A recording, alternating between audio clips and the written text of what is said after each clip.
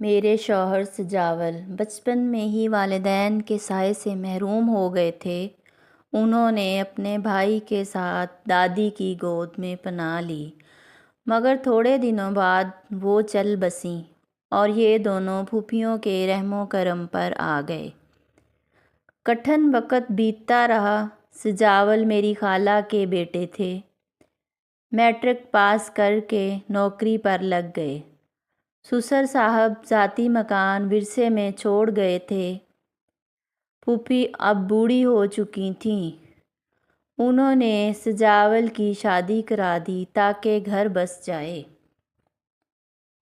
میں ان کی بچپن کی منگیتر تھی۔ میرے والدین ان کی مجبوریاں جانتے تھے، لہٰذا سادگی سے شادی ہو گئی۔ مجھے سجاول کے دکھوں اور محرومیوں کا احساس تھا، اس لیے میں نے ان کے گھر کو سنبھالا اور پیار بھرا ماحول رکھا۔ یوں سجاول تو شادی کے بعد پرسکون ہو گئے، لیکن ان کا چھوٹا بھائی عادل اب تک والدین کی محرومی کے احساس سے نہیں نکل پایا تھا۔ گاؤں میں ہمارے کئی رشتہ دار رہتے تھے۔ جب موقع ملتا وہ ان کے گھروں میں جا گھستا۔ میں اسے سمجھاتی بھی کہ تم اب بڑے ہو گئے ہو، یہ مناسب بات نہیں کہ لوگوں کے گھروں میں جا بیٹھو۔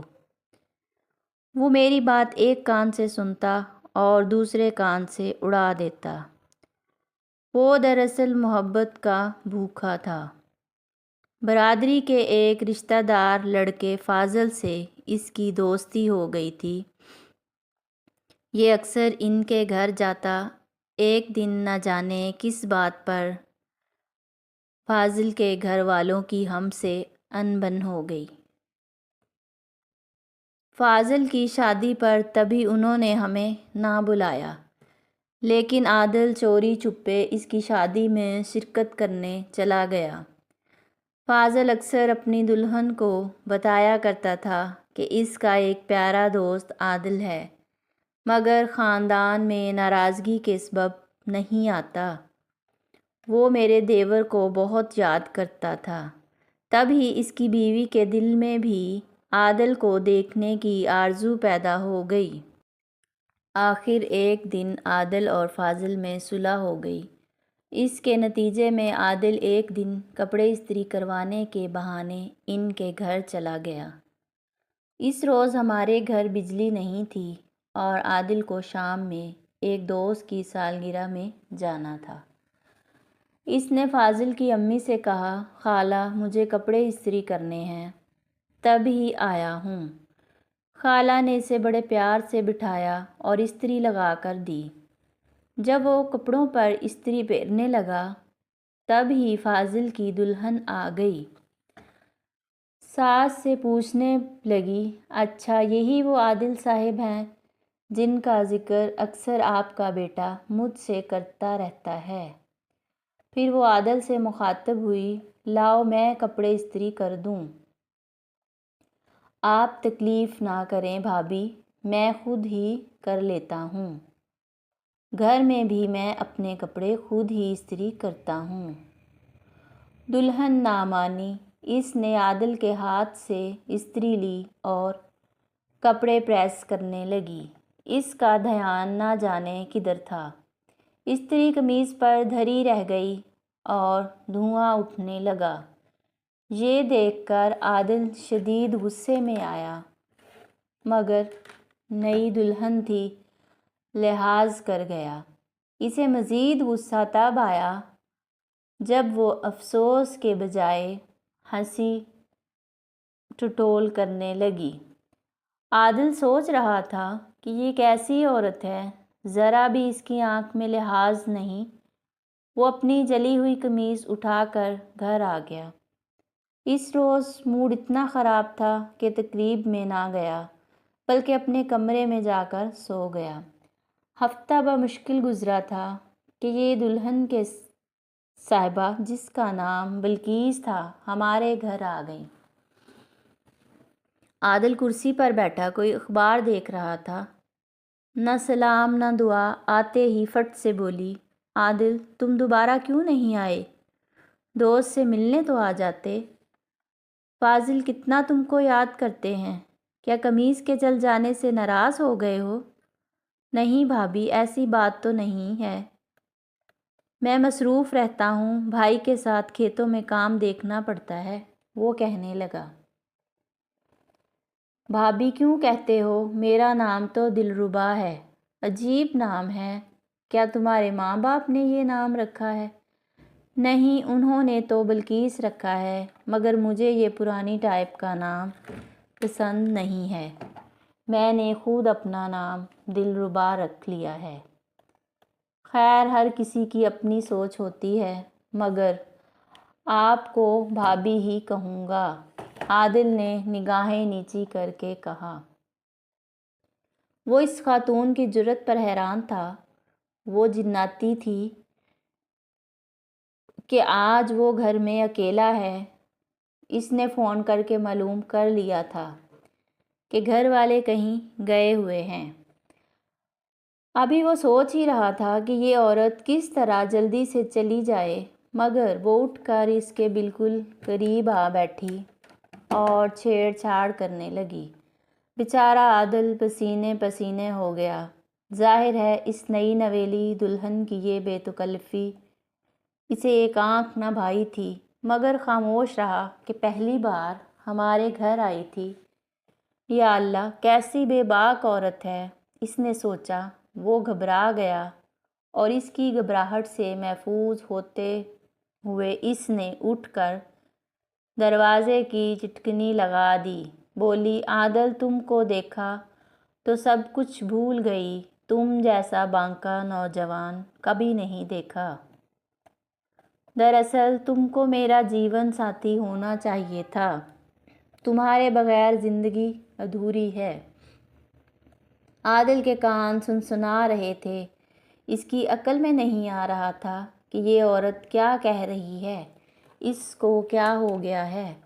عادل مرد ہو کر شرم سے سرخ ہوا جاتا تھا، اور وہ عورت ہو کر اس قدر قریب بیٹھی تھی کہ اس کی سانسیں اس کے رخساروں کو چھو رہی تھیں۔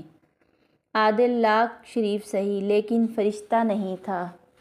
تنہائی میں کوئی نئی نویلی دلہن بنی سنوری خوبصورت اگر کسی غیر شادی شدہ نوجوان کے گلے میں باہیں ڈال دے تو وہ کیا کرے گا؟ وہ تو ہر بات سے بے پرواہ بے باکی سے ہنسے جاتی تھی۔ عادل کی نگاہوں میں اپنے دوست کا چہرہ پھرنے لگا۔ اس نے بلقیس کو دھکا دیا اور دروازے کو کھول کر آنن فانن باہر نکل گیا۔ اس کے بعد وہ فاضل کے گھر نہیں گیا، نہ اس نے کسی سے اس واقعے کا ذکر کرنا مناسب سمجھا، مگر ادھر بلقیس کو چین نہ تھا، وہ بے قراری سے عادل کا انتظار کر رہی تھی، لیکن وہ بات کو بڑھانا نہیں چاہتا تھا۔ ایک روز وہ کسی سہیلی کا بہانہ کر کے ہمارے گھر آ گئی اور آتے ہی عادل کے کمرے میں چلی گئی، بولی، تم ہمارے گھر کیوں نہیں آتے؟ کیا تم اس گھر کو اپنا گھر سمجھتی ہو؟ عادل نے سوال کیا۔ ہاں، بلقیس نے جواب دیا۔ تو پھر تم اپنے گھر کی رکھوالی کر رہی ہو؟ اس پر وہ کہنے لگی، عادل، فاضل کا گھر اپنی جگہ ہے، لیکن میرے جسم میں بھی تو ایک گھر ہے، اور اس میں روحوں کا بسیرا ہوتا ہے۔ یہ گھر اگر جیتے جی خالی رہے تو کیا اچھا نہیں ہے کہ آدمی سسکنے کی بجائے مر جائے؟ آخر فاضل میں کیا کمی ہے کہ اس کے ہوتے تمہارے جسم کا اندر کا گھر خالی ہے؟ کوئی کمی ہے تو؟ عادل اس کا جواب سن کر حیران رہ گیا۔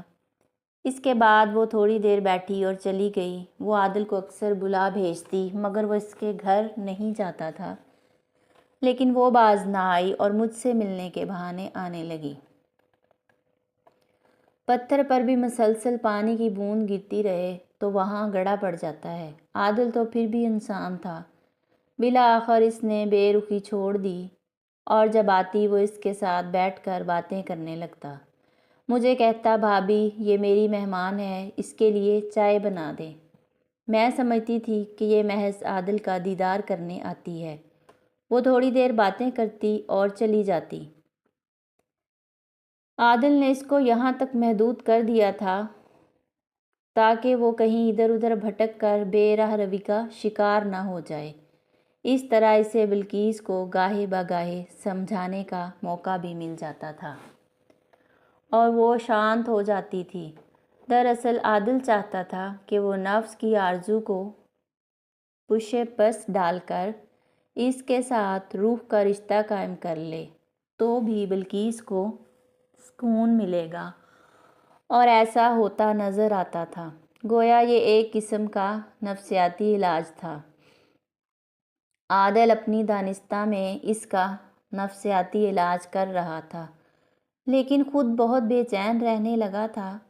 بارہا یہ سوچا اسے پریشان رکھتی تھی کہ فاضل میں آخر کیا کمی ہے جو یہ عورت اسے چھوڑ کر اس کی جانب کھنچے چلی آتی ہے۔ تاہم بلقیس نے اس قسم کا سوال کر کے بات کو آگے نہیں بڑھانا چاہتا تھا۔ جو بھی راز تھا اس پر پردہ بنا ہی بھلا تھا۔ یہ آڑ باقی تھی تو ان کی ملاقاتیں پاکیزہ تھیں۔ ڈر تھا کہ راز سے پردہ ہٹ گیا تو کہیں ان کے تعلق کی پاکیزگی کو ٹھیس نہ پہنچ جائے۔ 6 ماہ اسی طرح گزر گئے۔ عادل نے سوچا کہ ان پاکیزہ ملاقاتوں کا سلسلہ کب تک جاری رہے گا اور میں اس کی بھابھی بھی کب تک خاموش رہ پاؤں گی، چونکہ میرا ضمیر مرا نہ تھا۔ سوچتی تھی اگر فاضل کو پتہ چلا کہ اس کی بیوی اس کے دوست کے ساتھ گپ شپ کر کے وقت سنہرا کرتی ہے تو عادل کیا اس کو منہ دکھائے گا۔ ایسا نہ ہو کہ یہ بات کھل جائے اور یہ گناہ کیے بغیر اپنے دوست کا مجرم بن جائے۔ اس سے بہتر تھا کہ عادل کسی اور جگہ چلا جاتا۔ شہر سے کچھ دور ہماری تھوڑی سی زمین تھی جس کی دیکھ بھال عادل کرتا تھا، کیونکہ میرے میاں ملازمت کرتے تھے۔ وہاں کھیتوں میں ہمارا 2 کمروں کا ایک پرانا سا مکان تھا جو اپنی زندگی میں سسر صاحب نے بنوایا تھا۔ جب سجاول اور عادل فصل کی دیکھ بھال کے لیے جاتے تو اس گھر میں قیام کرتے تھے۔ ایک دن میں نے عادل کو مشورہ دیا کہ بھیا، بلقیس ٹھیک اتوار کی عورت نہیں ہے، یہ کسی دن تم کو تمہارے دوست کے روبرو شرمندہ کر دے گی، بہتر ہے تم کچھ دنوں کے لیے زمینوں پر چلے جاؤ۔ جب عادل نے سوچا کہ میں وہاں رہوں گا تو گناہ کی دلدل سے بچ جاؤں گا، وہ کسی کو بتائے بغیر وہاں گیا اور پھر وہیں رہنے لگا۔ اسے معلوم تھا کہ اس طرح چلے آنے پر بھائی پریشان ہوں گے، اور وہی ہوا۔ 2 دن بعد سجاول زمینوں پر چلے گئے۔ ان کو یقین تھا کہ عادل وہیں ہوگا۔ عادل نے اسے بتایا کہ یہاں پانی کے کچھ مسئلے ہیں اور انبن ہونے لگی ہے، ہمسائے ہمارے نوکر کی سنتے نہیں۔ میں نے سوچا کوئی جھگڑا نہ چھڑ جائے تو یہاں کچھ روز ٹک کر رہنے کا پروگرام بنا لیا۔ آپ کو اس لیے نہیں بتایا کہ آپ میرے یہاں مسکی رہنے سے پریشان ہوتے اور منع کرتے۔ سجاول نے کہا ٹھیک ہے، مگر دھیان سے رہنا، جھگڑے کا ماحول محسوس کرو تو فوراً اطلاع کر دینا۔ اس وقت تو بات بن گئی اور سجاول کی پریشانی کم ہو گئی، لیکن بلقیس کی پریشانی بڑھ گئی۔ وہ ہمارے گھر کے چکر پر چکر لگانے لگی۔ آخر ایک دن اس نے مجھ سے عادل کے بارے میں سوال کر ہی دیا۔ میں نے بتایا کہ اس کی میرے شوہر سے ناراضگی ہو گئی ہے، اس لیے وہ زمینوں پر رہنے چلا گیا ہے، لیکن یہ وقتی بات ہے، فصل کی بوائی کے بعد وہ آ جائے گا۔ بلقیس نے اسے واپس لانے کی ترکیب نکالی اور اپنے شوہر سے کہا فاضل، تمہارا دوست عادل اپنے بڑے بھائی سے لڑ کر گھر سے چلا گیا ہے اور کھیتوں میں جا کر رہ رہا ہے۔ اس کی بھابھی نے مجھے گھر بلا کر کہا ہے کہ میں تم سے اس کی طرف سے درخواست کروں کہ اسے منا کر گھر لاؤ، وہاں اکیلا وہ بیمار پڑ جائے گا۔ اس کا پانی پر ہمسایوں سے تنازع بھی چل رہا ہے، ایسا نہ ہو کہ اسے اکیلا پا کر نقصان پہنچائے۔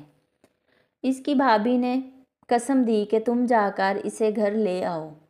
یہ ساری باتیں مجھ پر رکھ کر اس عورت نے خود سے کہی تھیں۔ ادھر عادل بھی گھر سے دور تنہائی میں خوش نہ تھا، خاص طور پر اس کو میری بیٹی اور بیٹے کی بہت یاد آتی تھی جن سے وہ بہت محبت کرتا تھا۔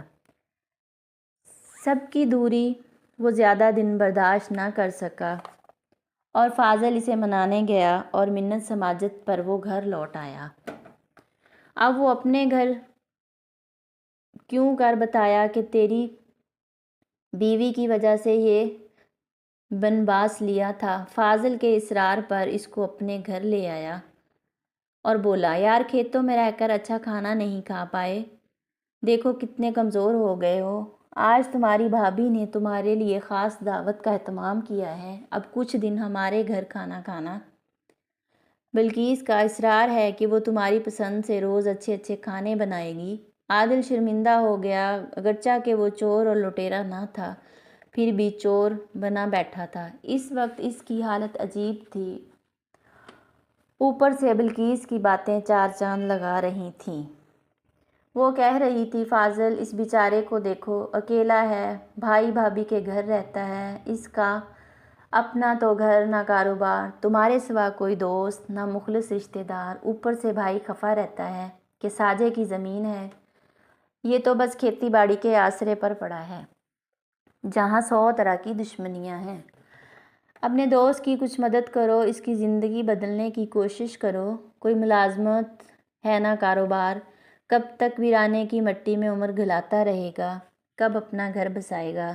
ایسا کرو تم دونوں مل کر کوئی کاروبار کر لو، تمہاری تنخواہ بھی تھوڑی ہے اور اللہ کاروبار میں ترقی دے گا۔ عادل اپنے پاؤں پر کھڑا ہو گیا تو بڑے بھائی کا محتاج نہ رہے گا۔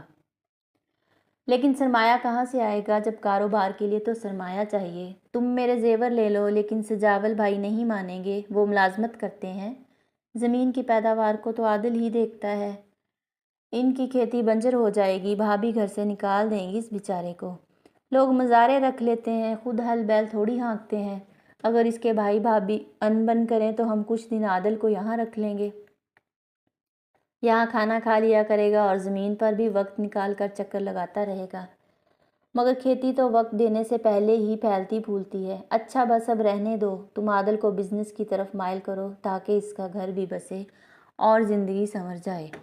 بیوی کے کہنے پر فاضل کو بھی اس پر ترس آ گیا، آخر وہ بچپن کے دوست تھے اور رشتہ دار بھی۔ فاضل عادل کو مجبور کرنے لگا، تب ہی اس نے لڑ جھگڑ کر اپنے فصل کا آدھا حصہ فروخت کیا اور بینک میں جمع پونجی نکلوا کر فاضل کے ہاتھ پر رکھ دی۔ فاضل نے بیوی کا زیور دیا اور دونوں نے مل کر ایک جنرل اسٹور کھول لیا۔ عادل زیادہ تر دکان پر بیٹھا تھا اور وہ بہت کم ان کے گھر آتا۔ بلقیس بے چین رہتی کہ اتنے قریب دکان ہونے کے باوجود عادل اس کے گھر بہت کم آتا ہے، وہ بھی تب جب اس کا شوہر گھر میں موجود ہوتا ہے۔ عادل کو اب اور زیادہ اپنے دوست کی عزت کا پاس رہنے لگا، مگر اس عورت کو نہیں تھا جو اس کی شریک حیات تھی۔ ایک بار بلقیس اور فاضل کی بہت سخت لڑائی ہو گئی، اس نے بیوی کو مارا، پھر دکان پر آیا اور کہا، میری بیوی سے لڑائی ہو گئی، میں آج دکان پر ہی سو جاؤں گا، وہ اکیلی ہے اس لیے تم گھر جا کر سو جاؤ۔ عادل نے بہت منع کیا، بہانے بنائے، مگر فاضل نے ایک نہ سنی اور دکان پر ہی سو گیا۔ بیچارہ عادل، اس کو اس کے گھر جانا پڑا، سوچا کم از کم یہ تو معلوم کروں لڑائی کیوں ہوئی، اس کے بعد بھتیجے اور بھتیجی کو اس کے ساتھ سلا دوں گا۔ اس وقت میرا بیٹا 12 سال اور بیٹی 6 برس کی تھی۔ وہ فاضل کے گھر گیا، بلقیس رو رہی تھی۔ عادل نے وجہ پوچھی، اس نے وجہ تو نہ بتائی، مگر عادل کو دیکھ کر باغ باغ ہو گئی۔ شکوہ کیا، اتنے دن بعد آئے ہو، تم بے حد سنگ دل آدمی ہو، آج نہ جانے کیسے محبت کی دیوی مجھ پر مہربان ہو گئی۔ تم بیٹھو، میں کھانا لاتی ہوں۔ عادل نے کہا، میں کھانا بعد میں کھا لوں گا، پہلے گھر اطلاع دے آؤں کہ آج رات یہیں سوؤں گا۔ یہ کہہ کر وہ جانے لگا تو بلقیس نے اس کو روک لیا، بولی، میری بات تو سن لو، میں تمہاری منت کرتی ہوں، مجھے فاضل سے نجات دلا دو، میں اس کے ساتھ خوش نہیں، اس میں جو کمی ہے وہ کسی عورت کے بخت نہیں جگا سکتی۔ میں فاضل سے بھی نہیں کہہ سکتا کہ بیوی کو طلاق دے، ہاں اگر اس نے خود سے طلاق دے دی تو بعد میں مجھ سے تمہاری جو مدد ہو سکے گی میں کروں گا۔ کیا تم مجھ سے شادی کر لو گے؟ یہ مجھے نہیں معلوم، کیونکہ شادی کا مقدر کا لیکھ ہے، جس کے ساتھ لکھی ہو اس سے ہوتی ہے، تمہارا لیکھ تمہاری بھابھی نے اپنی خود غرضی کے آنچل سے ڈھانپ رکھا ہے کہ شادی ہوگی، نہ بچے ہوں گے جو جائیداد میں حصے دار بنے۔ تم ادھیڑ عمر ہونے کو آئے ہو، آخر کب وہ تمہاری شادی کریں گے؟ انہوں نے اس کی فکر ہی نہیں کی۔ انہوں نے فکر ہو یا نہ ہو، جب اللہ کا حکم ہوگا میری شادی ہو جائے گی۔ تم اس بارے میں مت سوچو اور اپنے گھر کے بسائے رکھنے کی کوشش کرو۔ وہ اتنا برا نہیں ہے کہ بیوی بلا وجہ اسے چھوڑ دے۔ کوئی بڑی وجہ ہوتی ہے تب بھی تو بیویاں ان جیسے شوہروں کو چھوڑ دیتی ہیں، اور یہ حق تو ہمارے دین نے بھی دیا ہے۔ اب عادل کے کان کھڑے ہو گئے کہ یہ عورت کیا کہہ رہی ہے۔ بہرحال اس وقت وہ میرے پاس آیا اور کہا، بھابھی ایسا معاملہ ہے اور میں بلقیس کے گھر میں نہیں سونا چاہتا، جبکہ وہ اکیلی ہے۔ میں بولی، تم فکر نہ کرو، میں بوا کو بھیج دیتی ہوں۔ وہ ہماری دور کی رشتہ دار تھیں اور ہمارے گھر برسوں سے رہتی تھیں۔ بیوگی کے بعد کوئی ٹھکانہ نہ رہا تو بڑی پھپھو ان کو ہماری دیکھ بھال کے لیے گھر لے آئی تھی۔ میں اور بوا اس کے ساتھ فاضل کے گھر آئے، بوا کو وہاں چھوڑا اور عادل میرے ساتھ گھر واپس آ گیا۔ اس کے بعد بلقیس اس سے ناراض ہو گئی، کئی روز بات نہ کی۔ ایک دن پھر اس کی اپنے شوہر سے لڑائی ہو گئی۔ فاضل نے کہا، اب میں گھر نہیں جاؤں گا، دکان پر سوؤں گا۔ تم بلقیس کے پاس یا تو بوا کو بھجوا دو یا خود جا کر سو جاؤ۔ فاضل، یہ روز روز کا جھگڑا ٹھیک نہیں، کسی روز محلے میں اس بات کا بھانڈا پھوٹ گیا تو برا ہوگا۔ اگر تم مجھے اپنا دوست سمجھتے ہو تو سچ بات بتا دو کہ جھگڑے کی وجہ کیا ہے۔ پہلے تو آنی کانی کی، پھر جب عادل نے اسے چھوڑ جانے کی دھمکی دی تو کہنے لگا، کیا تم یقین کر لو گے؟ اور اس کے بعد تمہارا رد عمل کیا ہوگا؟ میں اس بات سے خائف ہوں، تم بلا خوف کہہ دو، میں ہر طرح سے تمہارے ساتھ ہوں اور تمہاری مدد کروں گا۔ اس کے بعد فاضل نے جو بات کہی، اسے سن کر عادل حیران رہ گیا۔ واقعی اس معاملے میں بلقیس نہیں، فاضل مجرم تھا۔ وہ شادی کے قابل نہ تھا، پھر بھی اس نے بلقیس سے شادی کی کیونکہ وہ بے آسرا اور یتیم تھی، اور فاضل کے ماں باپ نے اس کو پالا تھا اور اپنے لڑکے کے پلے باندھ دیا، جو کسی عورت کو ازدواجی خوشیاں نہیں دے سکتا تھا۔ جب تک اس کے ماں باپ زندہ تھے بلقیس چپ رہی۔ ان کی شادی کے 2 ماہ بعد ہی فاضل کے ماں باپ دونوں ٹرین کے حادثے میں چل بسے۔ اب بلقیس کے صبر کا پیمانہ رفتہ رفتہ لبریز ہونے لگا، اور جو نتیجہ نکلا وہ سامنے تھا۔ جب عادل بلقیس کی بے بسی کے راز سے واقف ہو گیا تو اس نے سوچا کہ اس سے بیشتر 18-19 برس کی لڑکی اپنی عمر کے تقاضے نہ سنبھال سکے اور گناہ کی دلدل میں اتر جائے، جائز طریقے سے اس مسئلے کا حل کر دینا چاہیے۔ اس نے مجھے سب معاملے سے آگاہ کر دیا، مدد کی درخواست کی۔ میں نے سجاول سے بات کی۔ سجاول نے فاضل سے رابطہ کیا اور پوچھا، تمہاری بیوی ایسی صورتحال میں تمہاری شریک حیات نہیں رہنا چاہتی تو تم آئندہ اس کے بارے میں کیا سوچا ہے؟ کیا عمر بھر اسے جلانا ہے، خود جلتے رہنا ہے، یا کوئی دوسرا حل ہے؟ وہ بولا، میں اب مزید اس معاملے کو نہیں چلا سکتا۔ یہ عورت میرے پاس ٹکنے والی نہیں۔ میں اس کو طلاق دینا چاہتا ہوں، مگر یہ یتیم ہے۔ والد نے وعدہ لیا تھا کہ اس کو بے آسرا نہیں چھوڑنا۔ کوئی اس کو آسرا دے تو میں آج طلاق دے دیتا ہوں۔ سجاول نے مجھ سے مشورہ کیا اور پھر عادل سے۔ عادل کے دل میں بلقیس کے لیے نرم گوشہ تھا، سو اس نے فیصلہ بڑے بھائی پر چھوڑ دیا۔ اس طرح ہم نے عادل اور بلقیس کی شادی کر دی، اور جب شادی کی تو ہمیں ڈر تھا کہ پتہ نہیں کس لہجے کی عورت ہوگی، لیکن وہ بہت اچھی نکلی اور وہ اپنی زندگی میں ہنسی خوشی رہنے لگے اور ان کو شادی راس آ گئی۔ اب ان لوگوں کے 4 بچے ہیں، اور فاضل کا اس نے اس طرح خیال رکھا کہ عادل نے اپنا سارا بزنس فاضل کے حوالے کر دیا اور اس سے کوئی حصہ نہیں لیا۔ تو ناظرین،